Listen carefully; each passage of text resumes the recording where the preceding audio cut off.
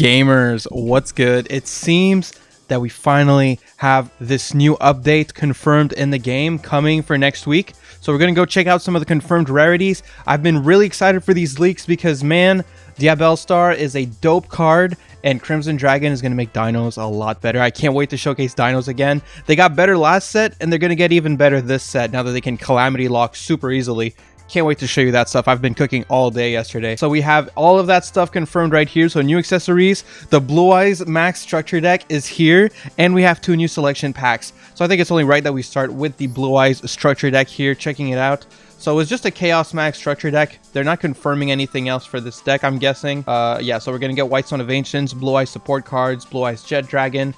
Okay, that's good. So I'm happy with this. I'm super happy with this because I really like playing Blue Eyes. I would have built Blue Eyes already if it wasn't so expensive. There's just a lot of URs in this deck and it's not really worth it for how mid or not good it is. Now that it's going to be a structure deck, I'm definitely going to build it and I'm going to be happy to cover Blue Eyes on the channel at least once. But what I'm really excited about is these 2 new selection packs. So let's check these guys out here. Let's see some of the rarities that we have confirmed for some cards. So the featured intro, so Snake Eye makes sense. That's the Diabellstar stuff. And let's see what we have confirmed.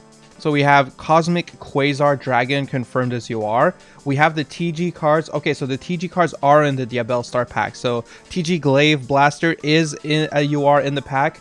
Diabellstar the Black Witch is in the pack, of course, as a UR. I'm not really surprised that they would make Diabellstar a UR. This card is really good. Did they make... I hope they don't make Wanted a UR as well. Wanted is the better of the 2, but I'm guessing they're probably going to. Snake Eyes Flamberge Dragon. You don't really need this if you're just trying to get the Diabellstar engine, but there are definitely decks that are going to use more Diabellstar cards, and then you are going to need it. Emperor Charles. Okay, we should call him Charlemagne. Moz was ranting about that to me. They changed his name to Charles. It's Charlemagne, okay? But whatever. So we have a couple of UR confirmations right there. And let's check out the other pack right here. Name of Champions. So this is going to be like just basically a reprint set, I'm guessing. Yeah.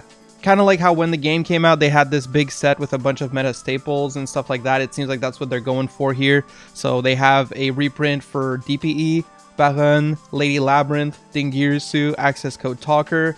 That's pretty good. I mean, it's a reprint set. At least if they don't put any new cards in this reprint set, so people that have been playing this game for a long time don't even need to touch it. That would be really awesome because I really don't want to have to go into this pack for anything.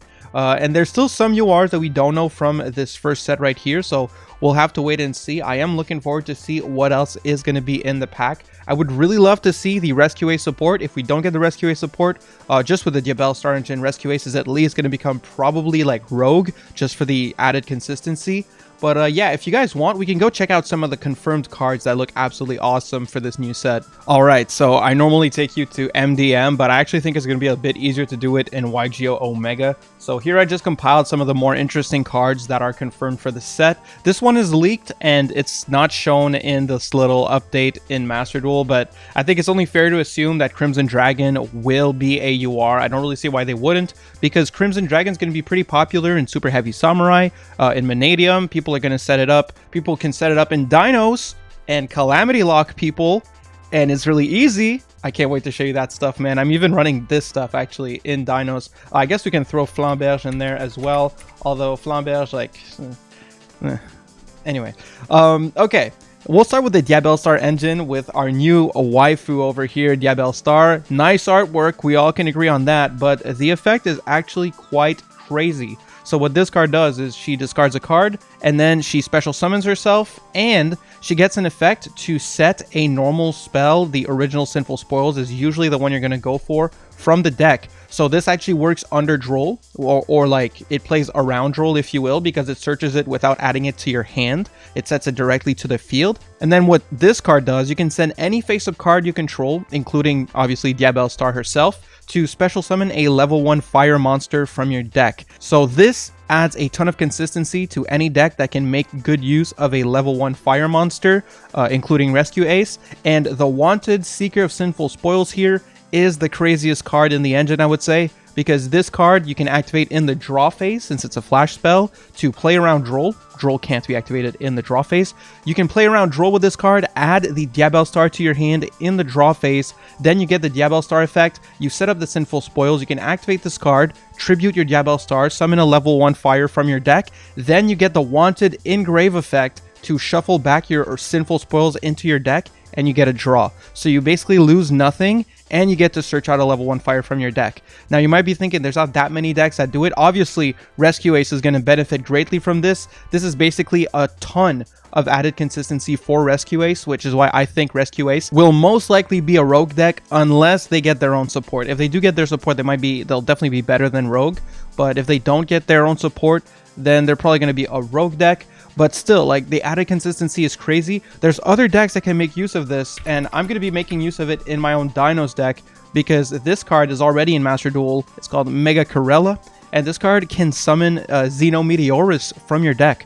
So you can actually use this engine to get into this as an added way to get a way to pop a baby.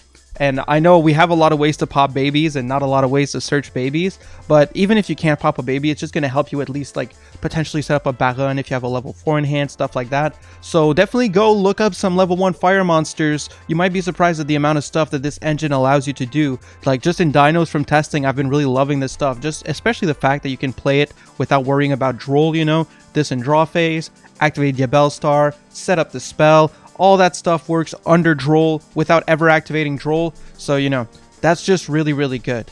And then, oh, also, this card also doesn't play into Droll. You got to be careful about this draw, though, if you really need to search, because Droll is very, very popular right now. That's why I'm talking about it. Let's move on real quick here. So, if you didn't know about Crimson Dragon, I mean, this card, basically, you want to set up 2 level 12 synchros. Well, not really necessarily 12s, but for the Calamity lock, you want to set up a Crimson Dragon and another level 12 synchro. And then Crimson Dragon can target that other level 12 synchro. He tags himself out, like he bounces himself to the extra deck. You can cheat out a level 12 synchro from your extra deck, which will usually be Calamity. Some people will also play Blazer as a second option in case Calamity is just not right for that situation. Like into a back row deck, for example, you might prefer to summon a Cosmic Blazer Dragon.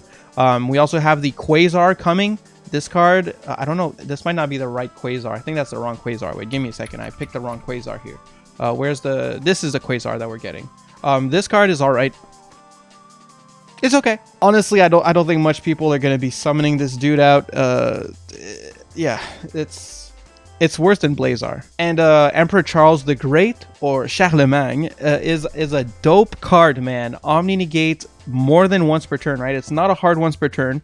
So you can actually set up 2 of this guy and get 2 Link 1 Omni negates in Infernobles. Now, it's probably the most specific Link 1 I've ever seen. It's kind of like an evolution, if you will. So basically, you have your Infernoble Knight Emperor Charles, which is the Synchro level 9.